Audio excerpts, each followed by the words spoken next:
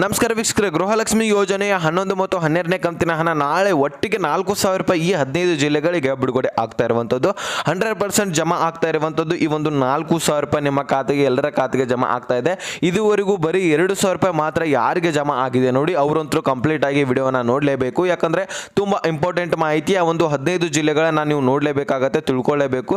So ಇನ್ನೂ 2,000 ರೂಪಾಯಿ ನಿಮಗೆ ಜಮಾ ಆಗಬೇಕಂದ್ರೂ ನೋಡಲೇಬೇಕಾಗತ್ತೆ. ಆ ಒಂದು 15 ಜಿಲ್ಲೆಗಳಲ್ಲಿ ನಿಮ್ಮ ಜಿಲ್ಲೆನೂ ಕೂಡ ಆಗಿರ್ಬೋದು, ನಿಮ್ಮ ಖಾತೆಗೂ ಕೂಡ ಹಣ ಜಮಾ ಆಗ್ಬೋದಾಗಿರುತ್ತೆ. ಸೊ ಹೀಗಾಗಿ ತುಂಬ ಇಂಪಾರ್ಟೆಂಟ್ ಹಾಗೂ ಇಂಟ್ರೆಸ್ಟಿಂಗ್ ಆದಂತಹ ಮಾಹಿತಿ ಇರುತ್ತೆ. ಜೊತೆಗೆ ಇಲ್ಲಿ ಯಾರು ಹೆಸರಲ್ಲೇ ಹೊಲ, ಗದ್ದೆ, ಆಸ್ತಿ ಪಾಸ್ತಿ, ಸ್ವಂತ ಮನೆ, ಯಾವುದೇ ಒಂದು ನಿಮ್ಮ ಒಂದು ಆಸ್ತಿಗಳಿರಲಿ ನಿಮ್ಮ ಹೆಸರಲ್ಲೇ, ಸೊ ನೀವು ಕೂಡ ನೋಡಲೇಬೇಕಾಗಿರುವಂತಹ ಮಾಹಿತಿ ವೀಕ್ಷಕರೇ. ತುಂಬ ಇಂಪಾರ್ಟೆಂಟ್ ಆಗಿರುತ್ತೆ ಮಾಹಿತಿ. ವಿಡಿಯೋನ ಮಧ್ಯೆ ಸ್ಕಿಪ್ ಮಾಡಿಬಿಡಿ. ಚಾನಲ್ಗೆ ಸಬ್ಸ್ಕ್ರೈಬ್ ಮಾಡಲಿ ಅಂದರೆ ದಯವಿಟ್ಟು ಬೇಗನೆ ಸಬ್ಸ್ಕ್ರೈಬ್ ಮಾಡ್ಕೊಳ್ಳಿ, ನಮ್ಮ ಶ್ರಮಕ್ಕೆ ಅಂತ ಅನ್ಕೊಳ್ಳಿ. ವಿಡಿಯೋಕ್ಕೆ ಒಂದು ಲೈಕ್ ಕೊಟ್ಬಿಟ್ಟು ವಿಡಿಯೋನ ನೋಡಲಿಕ್ಕೆ ಸ್ಟಾರ್ಟ್ ಮಾಡಿ. ಈಗ ನಾನು ಡೈರೆಕ್ಟಾಗಿ ಟಾಪಿಕ್ಗೆ ಬಂದುಬಿಡ್ತೀನಿ.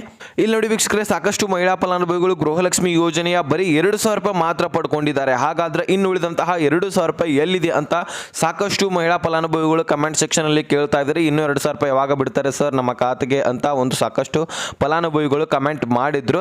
ಸೊ ಅವರಿಗೆಲ್ಲರಿಗೂ ಒಂದೇ ಮಾತು ಹೇಳಲಿಕ್ಕೆ ಇಷ್ಟಪಡ್ತೀನಿ. ಇಲ್ಲಿ ನೋಡಿ ವೀಕ್ಷಕರೇ, ಗೃಹಲಕ್ಷ್ಮಿ ಯೋಜನೆಯ 11ನೇ ಕಂತಿನ ಹಣ ಮಾತ್ರ ಎಲ್ಲರ ಖಾತೆಗೆ ಬರ್ತಾ ಇರುವಂತದ್ದು. 12ನೇ ಕಂತಿನ ಹಣ ಕೂಡ ಬಿಡುಗಡೆ ಆಗಿದೆ ಅಂತೆ ಸ್ವತಃ ಲಕ್ಷ್ಮಿ ಹೆಬ್ಬಾಳ್ಕರ್ ಮಾಹಿತಿನ ತಿಳಿಸ್ತಾ ಇದ್ದಾರೆ.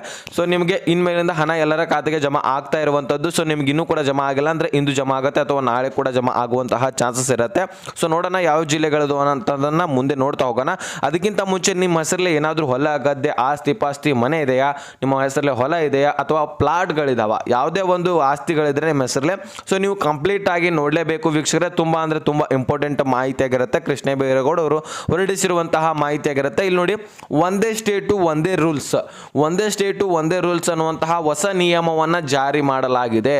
ಸೊ ಹೊಸ ನಿಯಮವನ್ನು ಯಾವ ನಿಯಮ ಇದೆ ಅನ್ನುವಂಥದ್ದು ಎಲ್ಲರೂ ಕೂಡ ತಿಳ್ಕೊಳ್ಳೇಬೇಕನ್ನುವಂಥದ್ದು ಮಾಹಿತಿ ಇದೆ ವೀಕ್ಷಕರು. ನೋಡಿ, ಇಲ್ಲಿ ಯಾವ ಆಸ್ತಿಯನ್ನು ಯಾವ ಜಿಲ್ಲೆಯಲ್ಲಿ ಕೂಡ ನೋಂದಣಿ ಮಾಡಿಕೊಳ್ಳಬಹುದು. ಕರ್ನಾಟಕ ರಾಜ್ಯದ ಯಾವುದೇ ಜಿಲ್ಲೆಯಲ್ಲಿರುವಂತಹ ಆಸ್ತಿಯನ್ನು ಇನ್ನು ಯಾವುದೋ ಜಿಲ್ಲೆಯಲ್ಲಿ ಜನಸಂದಣಿ ಇಲ್ಲದಿರುವಂತಹ ಜಿಲ್ಲೆಗಳಲ್ಲಿ, ಅಂದರೆ ಸಬ್ ರಿಜಿಸ್ಟರ್ ಕಡಿಮೆ ಇರುವಂತಹ ಜಿಲ್ಲೆಯಲ್ಲಿ ನೋಂದಣಿ ಮಾಡ್ಕೋಬಹುದಂತೆ.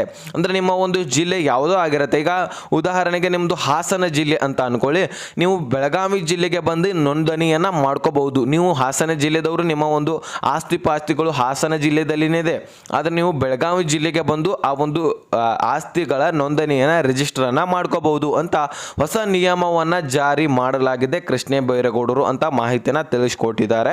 ಸೊ ಅದಾದಮೇಲೆ ಮೊದಲು ಹೀಗೆ ಇರಲಿಲ್ಲ. ಯಾವ ಜಿಲ್ಲೆಯಲ್ಲಿ ಆಸ್ತಿ ಇರುತ್ತೋ ಆಯಾ ಜಿಲ್ಲೆಯಲ್ಲಿರುವ, ಆಯಾ ತಾಲೂಕಿನಲ್ಲಿರುವ ಸಬ್ ರಿಜಿಸ್ಟರ್ ಆಫೀಸ್ಗಳಿಗೆ ಹೋಗಿ ಮಾತ್ರ ನೋಂದಾವಣೆ ಮಾಡ್ಕೋಬೇಕು ಅನ್ನುವಂತಹ ನಿಯಮ ಇತ್ತು. ಆದರೆ ಈಗ ಅದನ್ನು ತೆಗೆದಾಕ್ಬಿಟ್ಟು ಒಂದೇ ಸ್ಟೇಟು ಒಂದೇ ರೂಲ್ಸು, ಒಂದೇ ಸ್ಟೇಟ್ ನಲ್ಲಿ ಒಂದೇ ರೂಲ್ಸ್ ಇರುವಂಗೆ ಒಂದು ನಿಯಮವನ್ನು ಜಾರಿ ಮಾಡಿರುವಂಥದ್ದು ಅನ್ನುವಂತಹ ಯೋಜನೆಯನ್ನ ಮೂಲಕ ಕರ್ನಾಟಕ ರಾಜ್ಯದಲ್ಲಿ ಯಾವುದೇ ಜಿಲ್ಲೆಗಳಲ್ಲಿ ನೋಂದಣಿಯನ್ನು ಮಾಡ್ಕೋಬಹುದು ಅಂತ ಸ್ಪಷ್ಟನೆಯನ್ನು ಕೊಟ್ಟಿರುವಂಥದ್ದು.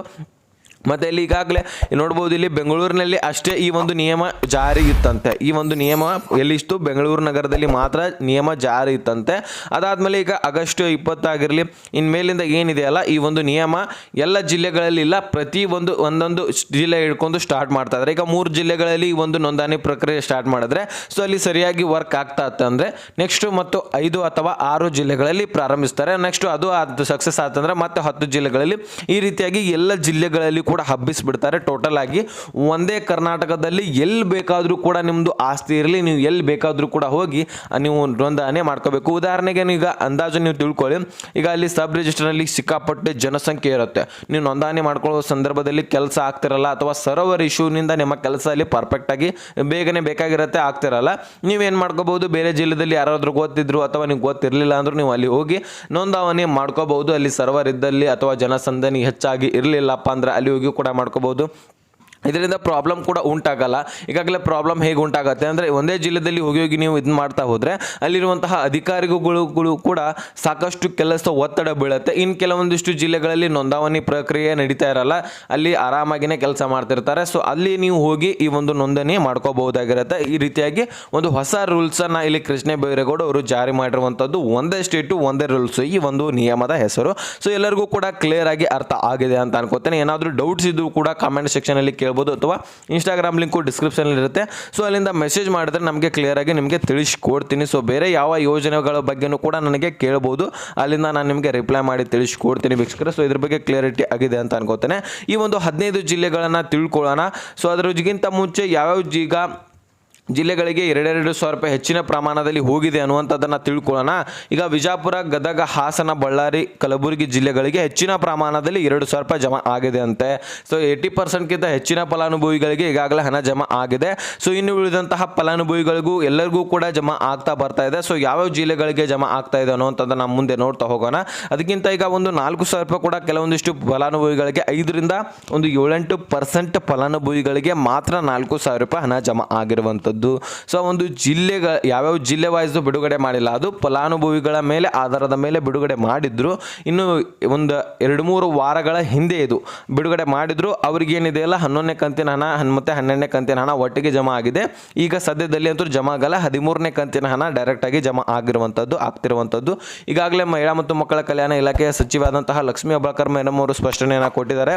ಈಗಾಗಲೇ 12ನೇ ಕಂತು ಮತ್ತು 11ನೇ ಕಂತು ಜೂನ್ ಮತ್ತು ಜುಲೈದು ಒಟ್ಟಿಗೆ ಈಗಾಗಲೇ ಟ್ರೆಜರಿಯಿಂದ ಡಿಬಿಟಿಗೆ ಪುಷ್ ಮಾಡಿದ್ದೀವಿ. ಈಗಾಗಲೇ ಬ್ಯಾಂಕ್ ಏನು ಅಪ್ಡೇಟ್ ಮಾಡಿಕೊಂಡು ಎಲ್ಲರ ಖಾತೆಗೆ ಜಮಾ ಮಾಡೋದು ಬಾಕಿ ಇದೆ. ಇನ್ನು ಈ ಒಂದು 13ನೇ ಕಂತಿನ ಹಣ ಕೂಡ ಇದೆ ಆಗಸ್ಟ್ 25ರ ನಂತರ ಬಿಡುಗಡೆ ಮಾಡ್ತಾ ಇದ್ದೀವಿ ಅಂತ ಒಂದು ಸ್ಪಷ್ಟನೆಯನ್ನು ಕೊಟ್ಟಿರುವಂಥದ್ದು ಇಲ್ಲಿ ಸಚಿವೆ ಲಕ್ಷ್ಮೀ ಹೆಬ್ಬಾಳ್ಕರ್ ಮೇಡಮ್ ಅವರು. ಸೊ ನಿಮಗೆ 13ನೇ ಕಂತಿನ ಹಣಕ್ಕೆ ವೇಟ್ ಮಾಡದೇ ಇದ್ದರೆ 25ನೇ ತಾರೀಕಿನ ನಂತರ ಬರ್ತಾ ಇರುವಂಥದ್ದು. ಈಗ 12ನೇ ಕಂತಿನ ಹಣಕ್ಕಂತೂ ವೇಟ್ ಮಾಡ್ತಾ ಇರ್ತೀರಾ. ಸದ್ಯದಲ್ಲಿ ಹೆಚ್ಚು ಒಂದು 70% ಆದರೂ ಈಗಾಗಲೇ 11ನೇ ಕಂತಿನ ಹಣ ಎಲ್ಲರ ಖಾತೆಗೆ ಬಂದು ಮುಟ್ಟಿದೆ ವೀಕ್ಷಕರೇ. ಸೊ ಇನ್ನು ಉಳಿದಂತಹ 12ನೇ ಕಂತು ಮತ್ತು 13ನೇ ಕಂತು ಬರಬೇಕಾಗಿದೆ ಅಲ್ಲ, ಸೊ ಅದು ಕೂಡ ಈ ಒಂದು ತಿಂಗಳಿನಲ್ಲಿ ರಿಲೀಸ್ ಆಗ್ತಾ ಇರುವಂಥದ್ದು, ನಿಮ್ಮೆಲ್ಲರ ಖಾತೆಗೆ ಸೇರ್ತಾ ಇರುವಂಥದ್ದು. ಮುಂದಿನ ತಿಂಗಳು ಕೂಡ ಅರ್ಧಕ್ಕರ್ಧ ಟೈಮ್ ಬೇಕಾಗುತ್ತೆ. ಈ ತಿಂಗಳದ ಈಗಾಗಲೇ 25ನೇ ತಾರೀಕು ನಂತರ ಬಿಡುಗಡೆ ಮಾಡಿದ್ರೆ ಮುಂದಿನ ತಿಂಗಳದ 15ನೇ ತಾರೀಕು ತನಕ ಒಂದು ನಿಮಗೆ ಟೈಮ್ ಬೇಕಾಗುತ್ತೆ. ಅಷ್ಟರೊಳಗೆ ನಿಮ್ಮೆಲ್ಲರ ಖಾತೆಗೆ ಹಣ ಜಮಾ ಮಾಡುವಂತಹ ಕೆಲಸ ಈ ಒಂದು ಬ್ಯಾಂಕ್ಗಳು ಮತ್ತು ಸರ್ಕಾರ, ಮಹಿಳಾ ಮತ್ತು ಮಕ್ಕಳ ಕಲ್ಯಾಣ ಇಲಾಖೆ ಮಾಡುತ್ತೆ ವೀಕ್ಷಕರೇ. ಸೊ ಈಗ ಈ ಒಂದು 15 ಜಿಲ್ಲೆಗಳನ್ನು ನಾವು ಒಂದೊಂದಾಗಿ ತಿಳಿಸ್ತಾ ಹೋಗ್ತೀನಿ, ಕರೆಕ್ಟಾಗಿ ಕೇಳಿಸ್ಕೊತಾ ಹೋಗಿ. ಇಲ್ಲಿ ನೋಡಿ, ಹಾಸನ, ಗದಗ, ಬಳ್ಳಾರಿ, ಕಲಬುರಗಿ, ವಿಜಯನಗರ, ಬೀದರ್, ಮಂಡ್ಯ, ಕೊಪ್ಪಳ, ಬೆಳಗಾವಿ, ಬೆಂಗಳೂರು ನಗರ, ಬೆಂಗಳೂರು ಗ್ರಾಮಾಂತರ, ಕೋಲಾರ, ಕೊಡಗು, ಹಾವೇರಿ, ದಾವಣಗೆರೆ, ಉಡುಪಿ, ತುಮಕೂರು ಇಷ್ಟು ಜಿಲ್ಲೆಗಳಿಗೆ ಹಣ ರಿಲೀಸ್ ಆಗ್ತಾ ಇರುವಂಥದ್ದು. ಸೊ ಈ ಒಂದು ಜಿಲ್ಲೆಯಲ್ಲಿ ನೋಡಿ, ಇಲ್ಲಿ ಕ್ಲಿಯರ್ ಆಗಿ ಕೇಳ್ಕೊಳ್ಳಿ, ಈ ಒಂದು ಜಿಲ್ಲೆಯಲ್ಲಿ 30% ಅಥವಾ 35% ಫಲಾನುಭವಿಗಳ ಡಾಕ್ಯುಮೆಂಟ್ಸ್ಗಳನ್ನು ವೆರಿಫಿಕೇಶನ್ ಮೊದಲು ನಡೆಯುತ್ತೆ. ಸೊ ನಡೆದಿದೆ ಈಗಾಗಲೇ ಕೂಡ, ಅದನ್ನು ರೀವೆರಿಫಿಕೇಶನ್ ಮಾಡ್ತಾರೆ ಮತ್ತೊಂದು ಸಾರಿ ಬರಾಬರ ಒಂದು ಸ್ಪೀಡಾಗಿ ಚೆಕ್ ಮಾಡಿಕೊಂಡು ಅಲ್ಲಿರುವಂತಹ ಒರಿಜಿನಲ್ ಮತ್ತು 100% ಒರಿಜಿನಲ್ ಡಾಕ್ಯುಮೆಂಟ್ಸ್ಗಳನ್ನು ಯಾವ ಫಲಾನುಭವಿಗಳು ಹೊಂದಿರ್ತಾರೆ, ಯಾರ ಹತ್ರ 100% ಒರಿಜಿನಲ್ ಡಾಕ್ಯುಮೆಂಟ್ಸ್ಗಳು ಆದಾಯ ತೆರಿಗೆ ಟ್ಯಾಕ್ಸ್ ಪೇಯರ್ ಮಾಡಲ್ಲ, ಯಾರು ಜಾಬ್ಸ್ಗಳನ್ನು ಹೊಂದಿರಲ್ಲ, ಯಾರು ಬಡತನ ರೇಖೆಗಿಂತ ಕೆಳಗಡೆ ಇರ್ತಾರೆ, 1,20,000ಕ್ಕಿಂತ ವಾರ್ಷಿಕ ಆದಾಯ ಕಡಿಮೆ ಇರುತ್ತೆ, ಅಂತಹ ಫಲಾನುಭವಿಗಳಿಗೆ ಮಾತ್ರ ಹಣ ಹಾಕುವಂತಹ ಕೆಲಸವನ್ನು ಮಹಿಳಾ ಮತ್ತು ಮಕ್ಕಳ ಕಲ್ಯಾಣ ಇಲಾಖೆ ಮಾಡ್ತಾ ಇರುತ್ತೆ. ಅದರ ಜೊತೆಗೆ ಆಹಾರ ಇಲಾಖೆನೂ ಕೂಡ ಈ ಒಂದು ಮಾಹಿತಿಯನ್ನು ತಿಳಿಸಿರುವಂಥದ್ದು. ಸೊ ಇಂತಹ ಒಂದು ಪ್ರೊಸೆಸಿಂಗ್ ಮುಖಾಂತರ ಎಲ್ಲರ ಖಾತೆಗೆ ಹಣ ಬರ್ತಾ ಇರುವಂಥದ್ದು ವೀಕ್ಷಕರೇ. ಸೊ ಇದಿಷ್ಟು ಕ್ಲಿಯರ್ ಆಗಿ ನಿಮಗೆ ಅರ್ಥ ಆಗಿದೆ ಅಂತ ಅನ್ಕೋತೇನೆ. ಅರ್ಥ ಆಗಿದ್ರೆ ಲೈಕ್ ಮಾಡಿ, ನಿಮ್ಮ ಸ್ನೇಹಿತರಿಗೆ ಶೇರ್ ಮಾಡಿ, ಸಬ್ಸ್ಕ್ರೈಬ್ ಮಾಡಿ ಅಂತ ಹೇಳ್ತಾ ಮತ್ತೆ ಮುಂದಿನ ಮಾಹಿತಿಯೊಂದಿಗೆ ಸಿಗೋಣ. ಸೊ ಅಲ್ಲಿ ತನಕ bye bye, take care friends.